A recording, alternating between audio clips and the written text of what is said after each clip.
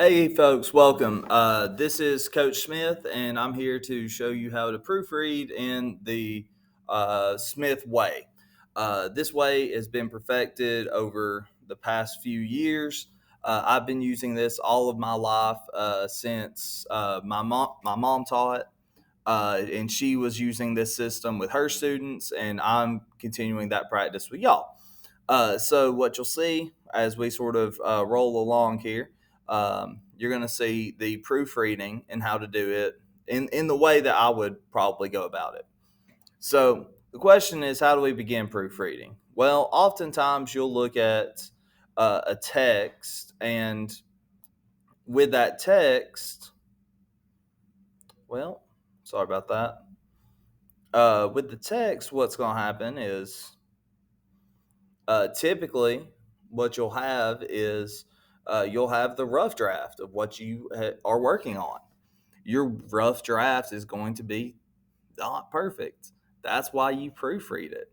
Um, it's just an extra little step of the reading process, of the writing process, to effectively make sure it works well. So here you'll see I've been placed in such an awful plight, dear Father.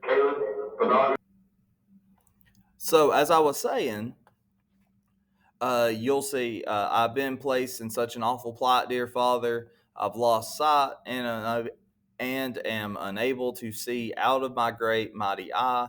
All of this has occurred due to a so called Odysseus and his little army of men. I had come back home from my morning chores, found all my food missing and gone. When I had discovered that they had eaten everything, they still had the audacity to request a gift from me. Of course, I denied. Now, there's a lot of stuff missing. We're missing some punctuation, we're missing capitalization. Um, we are missing, we have some spelling that might need to be looked at. And we also have our grammar, like our flow of it doesn't work as well. So there's multiple things that we could do with this. So what we're going to do is we're going to jump ahead to this next page. On this next page, it gives us a sort of a little bit of a history lesson, um, where if you were unaware of in biblical times, the scribes were a group of people that they had their job was to write the holy scriptures of God. That was what they were sort of um, petitioned and sort of told, this is the job that you're going to do. Um, Now, when this was a huge honor, and so you had to make sure it was perfect. You had to make sure that the work that you put in was very well done. So here you see there's a whole list of these different things that they had to follow. Uh, they had to count the letters in the words and the paragraphs. If two letters touched, it wasn't okay. And since you couldn't destroy the word, they had to bury it, or um, there was a review process. Um, they had to clean their pen and wash their whole bodies before they wrote the word for God in the Jewish language, which was Jehovah. Um, they had to say every word out loud while they were writing. The ink had to be black and with a specific recipe. They had all sorts of stuff that they had to meticulously go by. So, in the proofreading process, you should be just as thorough with what you're going to do. Um, so, if I can get all this stuff to eventually work for me, here we go. How do we make this happen in our own stuff, Smith? That it's easy to say it, but let's see it actually in practice. My suggestion is read the last word from your paragraph to the first word.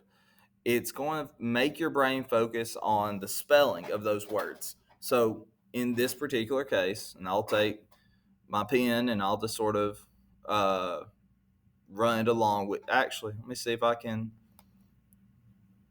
make this a little bit easier. If it can let me make a rectangle I can move, that would be ideal. There we go. And then just let me be able to move it. No, it will not. That's great. Okay.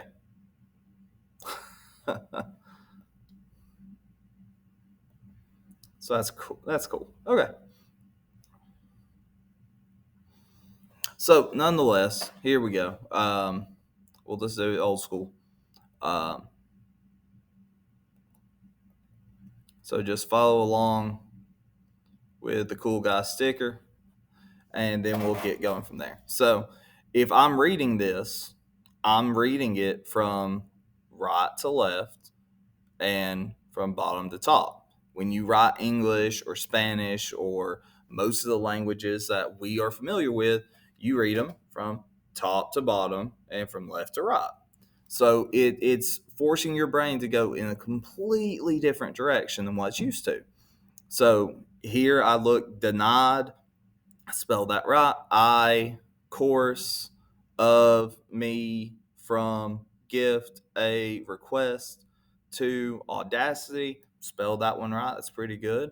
The, had, still, they, everything, eaten, had, they, that, discovered, had, I, when, gone and missing, food, my, all, found, I, and chores, morning, my, from, home, back, come, had I, men of army, little, his, and Odysseus, so called, a, to do, occurred, has, this, of all, I, mighty, great, my, of, out, see, to, unable, am, and, sight, lost, have, I, father, dear, plot, got that one good, awful, and such, in, placed, been, have, I. It seems real repetitive. It seems really tough to do, and sort of it may not seem like it's going to be helpful, but trust me, in most cases you're going to find where you have made some mistakes, where you've made some spelling errors or some this or that, and this is going to be super helpful. It is going to be one of the things that's going to save your grade from being like a C to making it like A or B level. Okay. All right, let's go on to this next thing if I can. All right, capitalization, punctuation. I'm going to try and do these pretty quick. So read your paragraph from the last sentence to the first. This focuses your brain on the capitalization of the sentence and the punctuation. So for instance, here, as I'm reading this one, of course, I denied. That works because, of course, I denied. You have to have that pause there. This is an interjection. It can't stand on its own. Of course, I denied. Okay. I come back home from my morning chores and I found all my food missing and gone. Okay. I definitely need a comment here. I don't like the sound of this. This doesn't sound as solid going through. I want to come back. I'm going to put a little star next to this particular one because I want to come back to it. I don't think that's the best sentence I could make. All of this had occurred due to a so-called Odysseus and his little army of men. Okay, when I discovered that they had eaten everything, comma, they still had the audacity to request a gift from me. I really like this. I did a good job on that. I'm giving myself a little check mark. That one looks pretty good. I know the check mark looks awful. Nobody was paying attention until then. All right. I've lost sight and unable to see out my great mighty eye. Think we could reword this. I've been placed in such an awful right there. I need to have a comma. Bloop, plot, bloop. Dear father, and your dear father should be capitalized. Dear father. Because in this case, they're using that as the proper noun. They're using that as the uh, directing it towards the dad. All right. Cohesion. Read your paragraph from begin to end. Start to finish. Read through your stuff. See if it works better. Okay. I've been placed, and notice this is still with um, this is with the same exact wording that you have with the last stuff. It's no different. It's exactly the same. It's but the only difference you're going to see is some of these things might have changed. So I've been placed in such an awful plight, dear Father. I have lost sight and unable to see out my great mighty eye. That dear Father, I feel like it probably would go better at the start. Dear Father, comma, I've been placed in such an awful plight. I've lost sight and I'm unable to see out of my great mighty eye. All this has occurred due to a so-called Odysseus and his little army of men. I had come back home from my morning chores, and I found all my food missing and gone. That sort of sounds a little weird. When I discovered that they had eaten everything, comma, they still had the audacity to request a gift from me. And of course, I denied. So you want to make sure that your paragraph flows and it makes sense. It needs to sound correct, because if it doesn't work in the flow of it, it's not gonna work for anyone else either. Because your brain is going to try and tell you, yeah, you did a great job, you nailed it. But what often tends to be the case is when you are not the person that's receiving the document. You are writing it and you're sending it to somebody that's probably important, that you want to make sure that your stuff is good. That's why we proofread. It's not just because the teacher says so and it's a boring thing that he forces you to do. Most of the time, it's for your own efforts because it is going to mess up some of the stuff that you have. So that's why we have this. Now, at this point, you'll notice we've corrected a lot of this. We went through and we've made all of our changes to the text here. Read your paragraph from beginning to end, correct any issues you still have um, that you've picked up throughout the proofreading process. Okay. So I've been placed in such an awful plot. We kept that, but now notice we have our comma now. Mighty Poseidon. That's pretty good. That's pretty helpful. It sounds a lot better than just dear dad. Uh, due to the so-called Odysseus and his little army of men, comma, I have irreparable damage in my ocular membrane. Whew. They're using some fancy words there.